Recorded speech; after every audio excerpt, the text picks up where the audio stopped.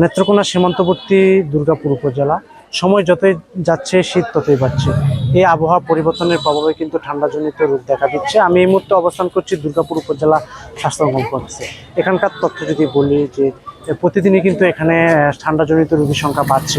আমি যদি বলি গত নভেম্বর মাসেই প্রায় ৩০০ জন রোগী চিকিৎসা নিয়েছেন এবং চলতি ডিসেম্বর মাসে আজ পর্যন্ত কিন্তু ৯০ জন রোগী চিকিৎসা নিয়েছেন।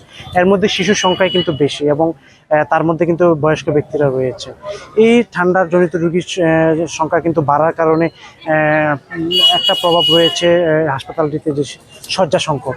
আমি যদি বলি এই হাসপাতালটি ৫০ শয্যার একটি হাসপাতাল, তবে প্রতিদিনই রোগীর সংখ্যা বাড়া এবং শয্যা সংকটের কারণে কিন্তু হিমশিম খেতে হচ্ছে চিকিৎসক এবং নার্সদের। সব মশার বিরুদ্ধে সুরক্ষা দিতে এলো বসুন্ধরা এক্সট্রিম অ্যারোসল, মশার বিরুদ্ধে এক্সট্রিম সুরক্ষা।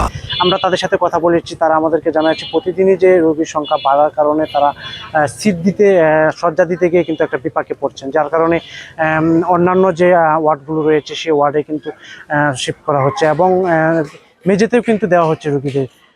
আর আমরা চিকিৎসকদের সাথে কথা বলেছি, তারা বলছেন যে এখানে যাদের চিকিৎসা দেওয়া হচ্ছে তাদের কোনো রকম অসুবিধা হচ্ছে না, কারণ কোনো চিকিৎসা ঠিকমতো দেওয়া হচ্ছে এবং যাদেরকে দেওয়া সম্ভব হচ্ছে না তাদেরকে ময়মনসিংহে রেফার করা হচ্ছে।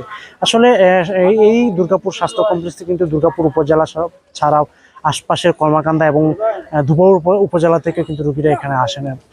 এছাড়াও কিন্তু এই হাসপাতালে ভর্তি রোগী ছাড়াও কিন্তু যে আউটডোর রয়েছেন সেখানে কিন্তু প্রতিদিনই ৪০০ থেকে ৫০০ জন রোগী আসছেন, চিকিৎসা নিচ্ছেন। তার মধ্যে কিন্তু ঠান্ডাজনিত রোগীর সংখ্যা রয়েছে। সর্বোপরি বলা যায় যে দুর্গাপুরে ঠান্ডাজনিত রোগীর সংখ্যা বাড়ছে। এই ছিল আমার কাছে নেত্রকোনা দুর্গাপুর থেকে সর্বশেষ।